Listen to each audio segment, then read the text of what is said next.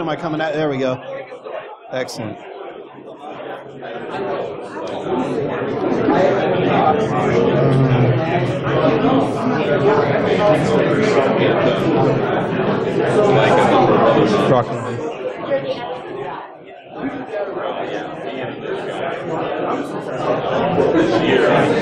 Hey folks, I'm going to go ahead and get started.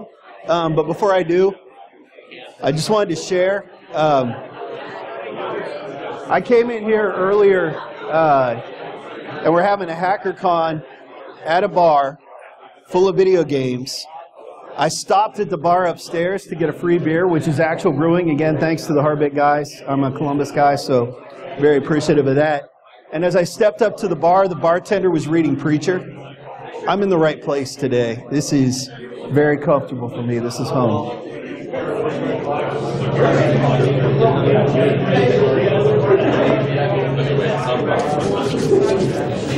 Good to go? All right. So what I wanted to share with you guys today is something I put together over the 15-some years that I've been doing what I'm doing. In my day-to-day, I went to school to be a music teacher, ended up in computers because I wanted to make money. I'm married, I have kids, I'm trying to take care of people at home. But I've still got kind of this idealistic passion that I think we all bring to the table. I've been a security admin, I've been a hacker, I've been a suit. So, you know, whether that's Renaissance man or multiple personality disorder, choose your poison. But my job has been try to be all these things. And what I found, echoing what Jack said upstairs this morning, just getting back to the basics and doing some common sense security is going to make change, right? That's how we're going to do what we do. So normally I rant for about an hour, but I'm going to move quick here through the half hour. We have two jobs as security people. We're trying to keep bad things from happening, and when bad things do happen, because it's inevitable, we try to minimize the damage, minimize the impact. If we keep that in mind, if we keep those two goals in mind, it helps us be more successful and do what we're trying to do as security professionals. Sometimes we get so caught up in the details and the tech and the controls and everything has to be 100% correct. We do more damage to the business than an actual attacker. If we do a vulnerability scan that takes a system offline, guilty. I once, in a retail job, took the entire store's network out for about 15 minutes. Now, shame on me for scanning 2 load balance switches at the same time. Shame on the network team for using equipment that was so archaic that it could get knocked over with a vulnerability scanner. Long story short, they got new equipment about 3 months later. But we are trying to figure out how to help the business do what they're trying to do. And that's why I put this together. When we're out talking to people, they know their business. They know how they do what they do. They know what the corporate culture is like. They know what the budget, the team, they know what they can get away with. Risk appetite, right? How many people are from a risk-averse organization? We're not even trying that, right? So what are you? Finance, insurance, public utilities? I'm seeing a nod to finance. How many people work in retail? Right? What did Home Depot say when they got hacked? Do you see this in the Bloomberg article? We sell hammers, right? That's what they were telling the security people. Why do we have to worry about this stuff? We have to move fast. We have to get customers. Retail organizations, in my experience, tend to be a little more risk accepting. But it's the company culture. It's how you do your day-to-day. It's how much money you have, how you do what the customers expect, and then how you stand out among the competitors. You know this about your company, and you need to put all the security talk in that context.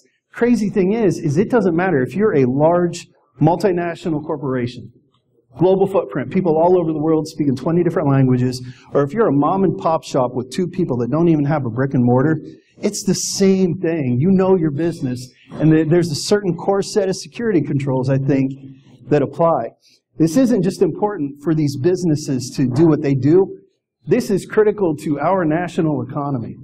If you go out to SBA.gov and poke around at the numbers, small businesses drive what we do. We are at a small business right now, right? That's how we're doing what we're doing today.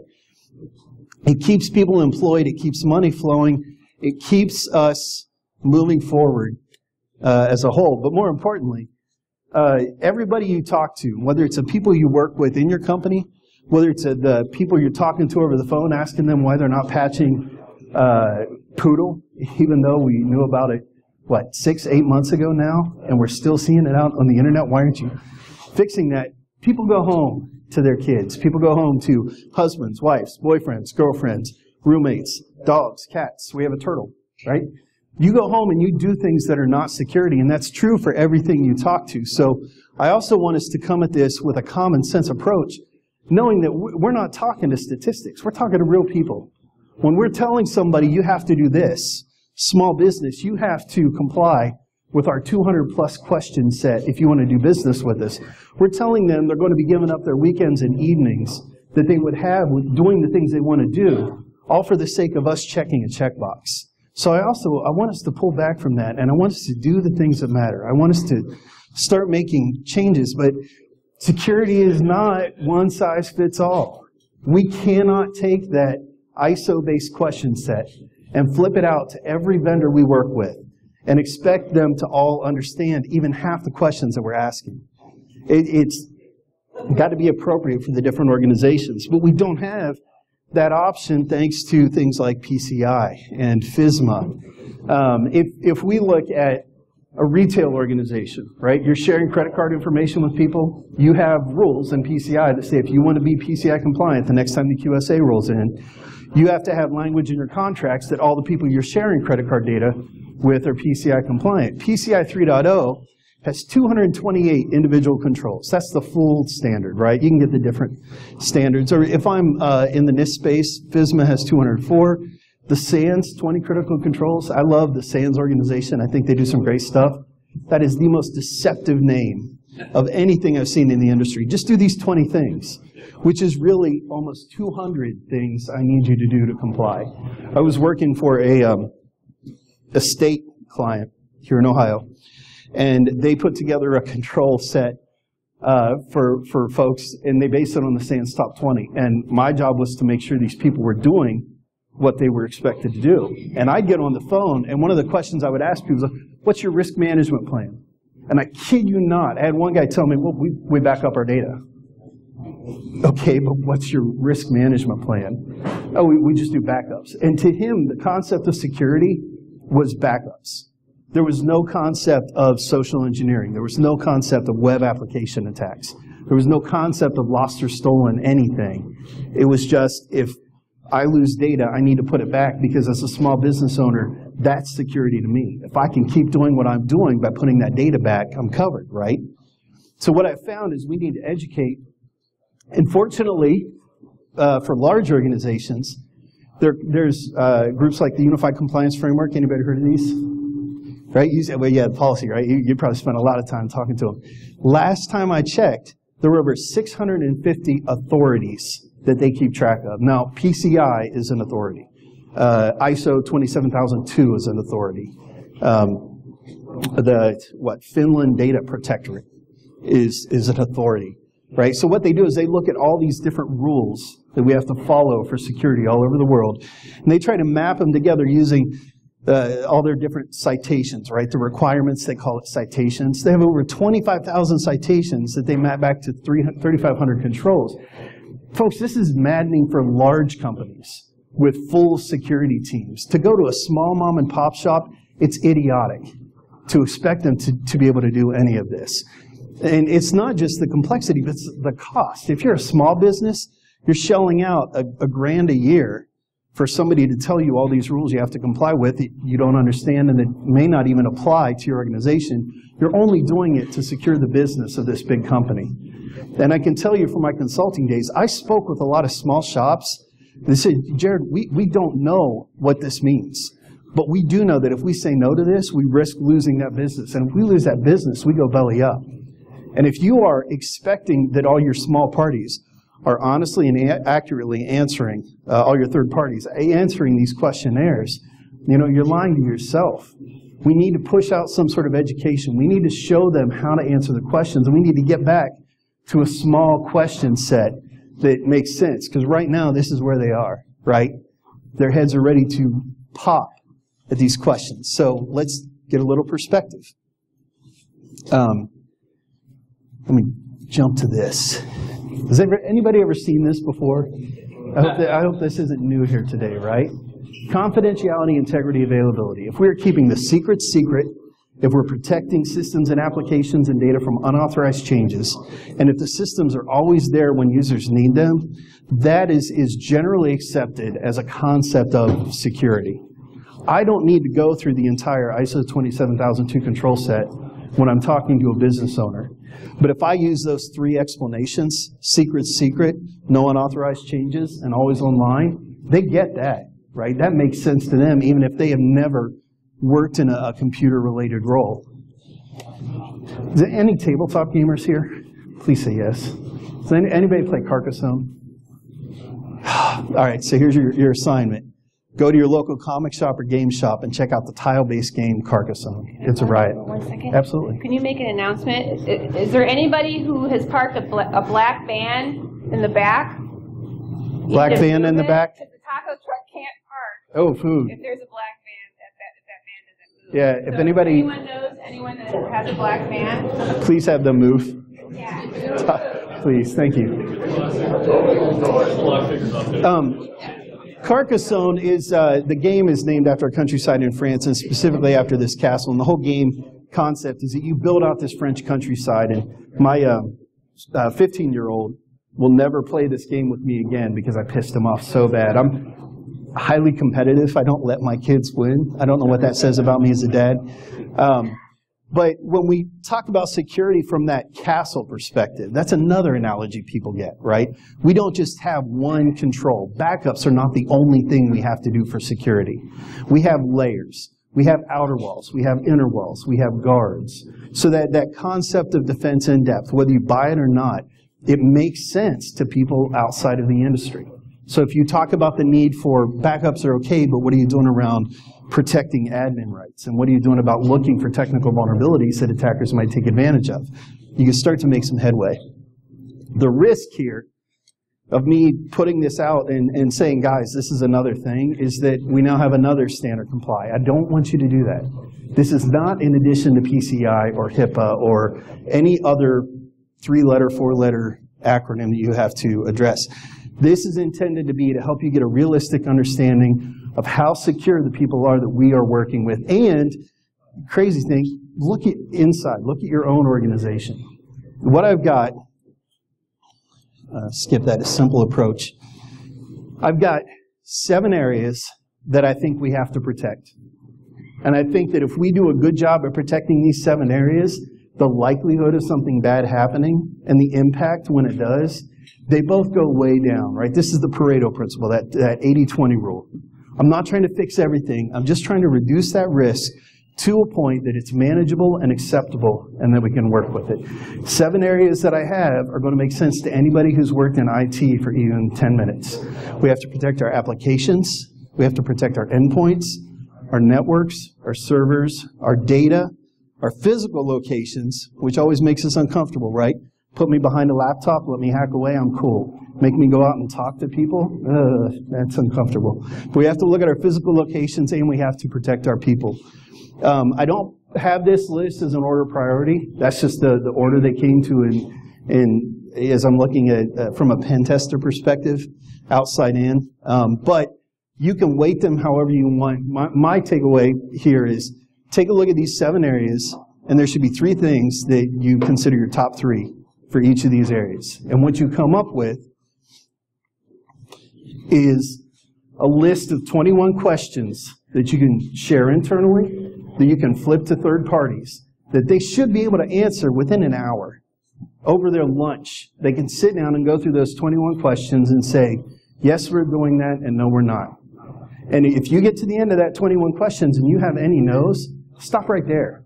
If you spend any more time asking them questions about whether or not they have a robust encryption key management solution that rotates the keys every 90 days, you're wasting everybody's time.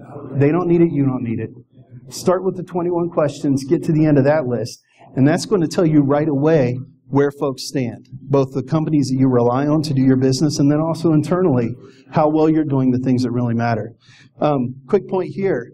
I'm not just up here spouting, we should go do this. It is very important for me that we have something when we come to events like this that we can take away. I've already put together the questionnaire for you that you can go download and start using right away. I shared this at BSides Columbus earlier this year, and I had a guy in Cincy the very next day using this, and he came back and he's like, Jerod, thank you. This helped me get the questions in front of them I needed to. And I'd love, number one, to see more people use this and come back to me and say, Jerod, you're full of shit. This doesn't work. Because if it doesn't work, I want to know so I can help make it better. I can continue to tweak it. It's not just, though, give me the list of yes or no questions, but it's also got guidance. Because if we are not teaching these small businesses how to do what we need them to do, it's not going to happen. We're the ones with the knowledge. They're the ones who need it. It may take a little more time or effort on our part, but the crazy thing is a lot of the things that we need to teach and share are already available for free, and we just need to point them in the right direction. First example, protecting your applications. 3 questions I would ask, this applies to web and mobile, are your developers writing secure code? Do you have your application security requirements documented somewhere, like the project plans, or please do this in your third-party contracts? If you were going to any dev shop outside of your company and saying, write a mobile app for us, don't expect them to do security, folks. In a lot of cases, they have not been asked by anybody to do it, and it's just extra time on their project, right?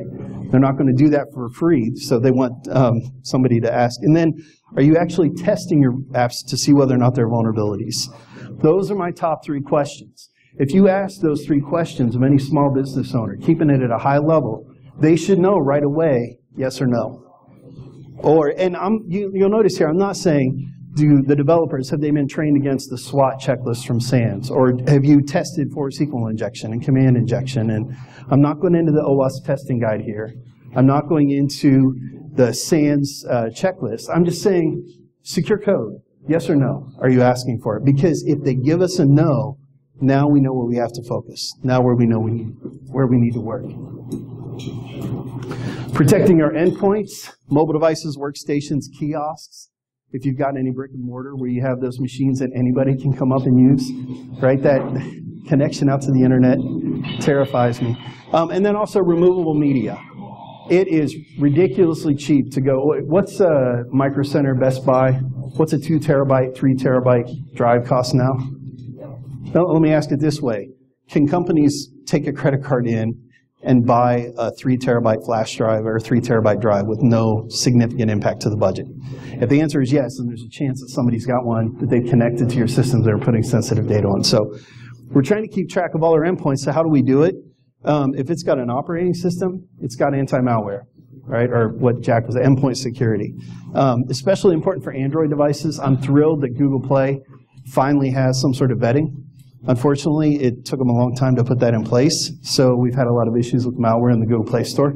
Antivirus isn't going to fix everything, but it's going to catch the old stuff. I was working an incident for a law firm that was hit with Crypto Locker. And when they came in and they cleaned up the incident, and then they wanted us to take a look at the logs. And in the logs, I found a Perl script, like a reference to an IP in a Perl script that I could go in and look at. And I thought, well, I've written some Perl. I'll go take a look. I want to see what this does. And as I'm looking in the Perl script, there's comments in the code. Well, that's very considerate for the attackers to comment their code to make it more efficient for them to attack us. So I thought, well, I'll just plug some of these comments in Google and see if anybody's been talking about this. Folks, I found those comments showing up on pages in Google, cache search results, 6 and 7 years old. So when we look at anti-malware, it's not always the new sexy exploit that we're worried about. Sometimes attackers are using stuff that to us might seem archaic, because if they find somebody who doesn't have anti-malware, it's going to work. So anti-malware, limit who has local admin, and then patch all the things. Not just operating systems, but also applications. If we're doing those 3 things, we're reducing that risk. Protecting the network, wired, wireless, cloud. Hate the term, but it's important for this one. And then remote access, VPN. If you are working with a third party, one of the first questions you should be asking them is, do you have your own servers in-house, or are you using a third-party provider to host your servers? Are you using platform as a service or software as a service? And chances are you're going to hear a yes to that. When you start asking them about who's securing that environment, You're going to find a lot of assumptions. Oh, that's all right. The provider takes care of that for me. Get on the phone with the provider. You know what? We offer that as a service, but they didn't subscribe to that. So we are not watching their logs. We are not making those changes. So we need to look at all of these networks. If you can segment your networks, my kids have all been to the orthodontist. Well, my oldest two, my daughter hasn't been yet. And I was on the wireless network at the ortho on the first consult. And curious, I used Fing. You guys use Fing? Anybody? Mobile app lets you profile the network. So I start poking around. I found they had the billing and patient system on the public Wi-Fi. That was named braces because they didn't want any mistakes as to whose wireless network you were connected to. They had no idea that they needed to separate those back office systems with sensitive data, my bank account information, that they needed to keep that off of their unencrypted public wireless. So ask questions about network segmentation, about using strong encryption for data in motion. Who uses Qualys SSL Labs? Bake that into every single conversation you have with a third party. If you have a third party who has a website that is supposed to be encrypted, point the SSL Labs tool at it and ask them what their SSL cert looks like, because you'll turn up issues with patch management. You'll turn up issues related to how they do vulnerability management as a whole. And the person who's answering your questionnaire might say, yeah, we patch everything except our internet-facing systems that all of our customers use. So strong encryption for data in motion. And then, multi-factor for remote access. This is commonplace for people who are using Amazon Web Services. Multi-factor is becoming more accepted. We're not doing it across the board yet, but those are my 3 questions on the network level. How do we protect all of our servers? Following up on what Zach and Wayne were talking about, some hardening process, right? Turn off stuff you don't need before you stand it up. Manage and monitor your admin accounts. How many pen testers do we have here? Any pen testers? What's your target when you're doing a pen test, Andy? Say domain admin. Domain admin, yeah. When I talk to pen testers, once I get on the inside, I want domain admin. So if you see a new domain admin account created, if you see admin accounts doing something outside of the norm, that's a great indicator of compromise. So ask them, or if they're watching their admin accounts, and then are they scanning and patching their servers on a regular basis? If you have some internal policy, you can say, we scan and patch our servers monthly. If you're going to do business with us, you have to do it monthly. We only do it every 3 months. Well, I appreciate that, but if you've got some automated process that's doing it 3 months, you can bump it up to every month. How do we protect our data at rest and data in motion? Principle of least privilege. What's the OPM? Anybody read up on the OPM hack, Office of Personnel Management? How did it happen? What was some of the revelations? Sorry? Yeah. They had developers or contractors from China and Argentina that had full access to every row in every database, period, for a year.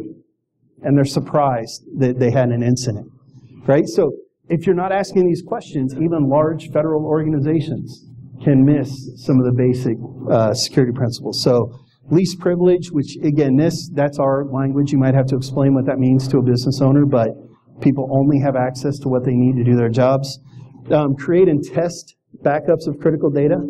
It's one thing to say, I'm backing everything up, but if nobody's actually testing those backups, boy, is that going to suck when something bad happens. I was on GoDaddy for years with one of my writing and filmmaking websites, and I've been using a Dropbox backup app that would take that, all the scripts and all the blog posts and just write them out to Dropbox. It was working like a charm. GoDaddy broke some things, and I decided to go ahead and move to a different hosting provider. Tried to restore my backups. Turns out, my lack of testing, that's on me, folks. I cannot get my site back online because even though it was backing everything up, there's no clean, simple way to restore those backups. So I thought that things are being backed up, and I'm a security guy. I do this all the time. Fortunately, it wasn't business critical data, but make sure they're testing. And then encrypting all of the restricted data at rest. It's important that you use a term like restricted or private or sensitive. Because as soon as you say, are you encrypting all of your restricted data at rest? They're going to come back and say, what do you mean by restricted data? Ah, good. So how do you classify data internally? Do you treat everything the same? Or are the credit cards that we're sending your way, or the socials of the people that you're collecting, are you treating that data with more care, right, with more control. Those are the 3 questions I put here. Physical locations. Headquarters tend to be pretty well locked down, but I mean, here in Ohio, right, as soon as you get outside of Columbus, Cincy, or Cleveland, and you get to a branch office in a small town, I can tell you as somebody who grew up in a small town who did not lock my house or my cars at all until we were I was probably 16, 17. Thank you. Before I even thought that I had to lock doors at night because I lived next door to my grandma and then my aunt was further down the road. And what if they needed to come by and get something? I mean, I could give them a key, but I could just leave the door unlocked to make it easy for everybody. That's small town mentality. And if you get outside of the big city, right, and you get to one of the smaller areas, you're going to find that, and I've seen this on physical pen tests, you can walk all the way back into the manager's office and sit down and start using their computer. So all the controls that we think we have in place at headquarters, sometimes we miss.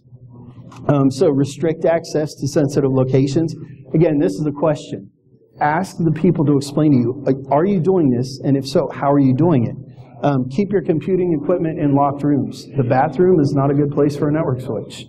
Now, physically, I've seen this, guys. I've seen from a floor layout standpoint, it may make sense to put it there operationally, but if somebody can walk in and access it without a locker key, that's bad.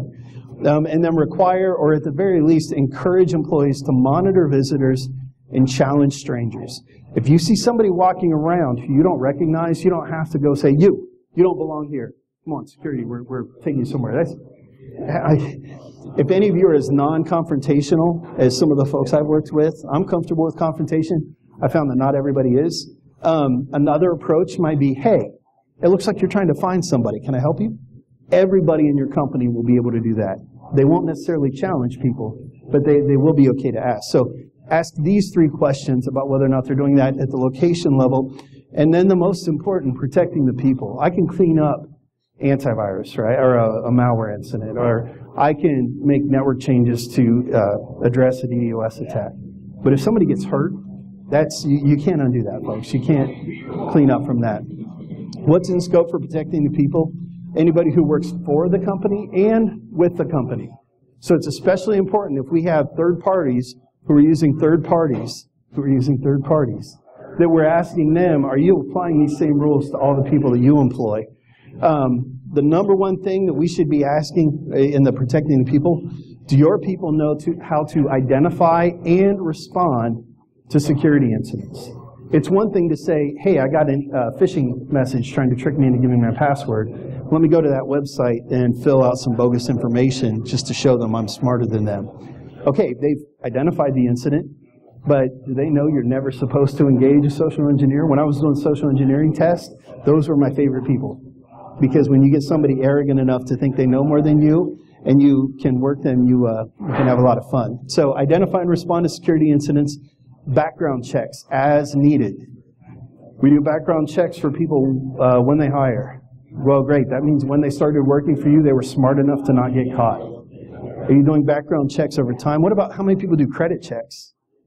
Yeah, if you find somebody who's in a financially compromised situation, they are more likely to commit fraud or some action that would have a negative impact. That's never going to show up on a background check, folks. So ask them what they're doing there, and then are we providing training on internal policy standards and procedures? If you're writing down what you need to do, great. If you're not telling people about it and making sure they understand how you as a company operate, they may be operating under some entirely different understanding or principles, especially depending on where they came from.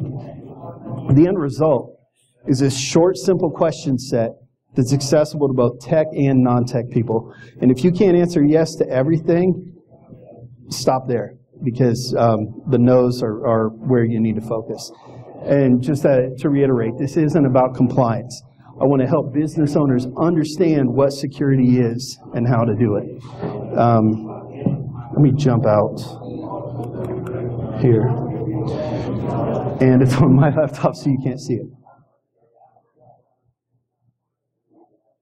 commonsenseframework.org. That's my website.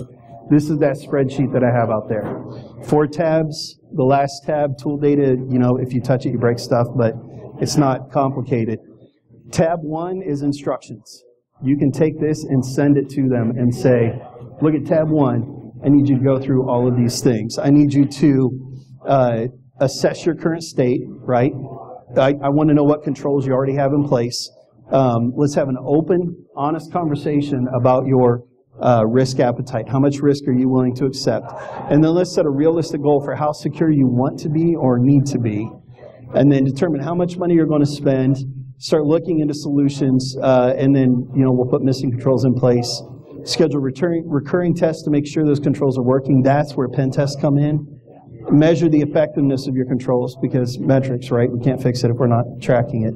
And then repeat the process. If they go through those steps over time through these 21 questions, once they get to that yes on all 21, you have a higher level of assurance that something bad isn't going to happen at them that's going to come back on you.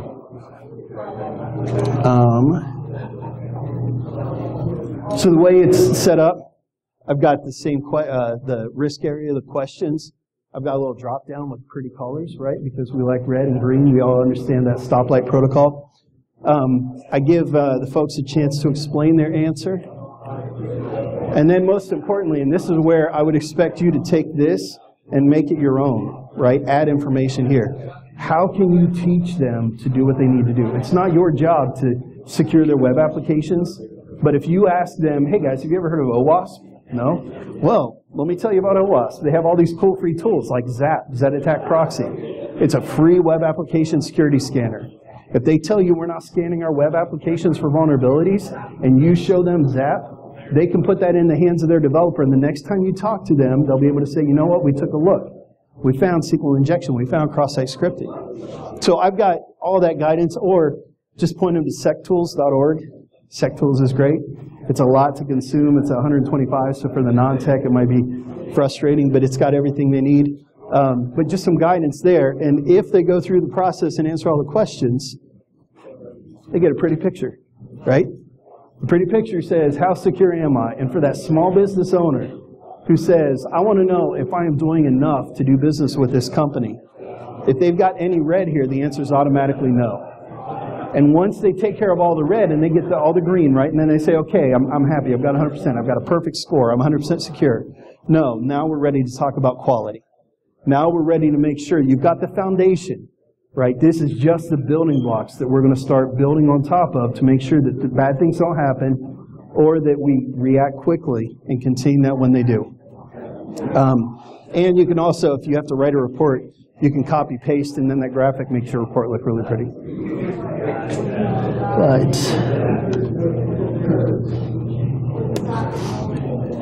Resources you can go to for more information. CommonSenseFramework.org has a copy of the PowerPoint. Adrian's video of the BSides Columbus is up there. I've got a link out to his site. Information Security Simplified was my first effort at this. I did a series of articles for a website in Columbus that I tried to translate the ISO 27002 set to a small set of 12 articles for small business owners. It was still too much, but I keep the articles archived out there. Slandail.net is where I blog about geeky things. And then IT Security Career is a site I'm still trying to figure out how to build out. I'm trying to teach people how to do security. I'm trying to give them resources to help them get started so we can fill that knowledge gap. So that's another resource you might tap into. On the last two slides, I've got some other resources. But again, you go up to Common Sense Framework. You can download the presentation. It just points you out to some of the tools I use. That's the end of my rant. Are there any questions? Yes? Yeah, I'm curious, how, even anecdotally, how have people been standing up on the percentages when you rate them on your framework? How what? Sorry? How have the third-party group that you've looked at stand up generally on Like end customers? Yeah. The crazy thing is that I just made a job change. So I was in consulting, and now I'm in higher ed, which is funny to hear some of the comments upstairs. I have not got my new boss to pick up on this yet. So I've not had a chance to use it personally. I've got a guy that if you want to give me like contact info, I can put you in touch with him, and you can see how they're doing it. But that's, got it. And we have food. So folks, I'm going to be around for a couple of hours before I head back to Columbus.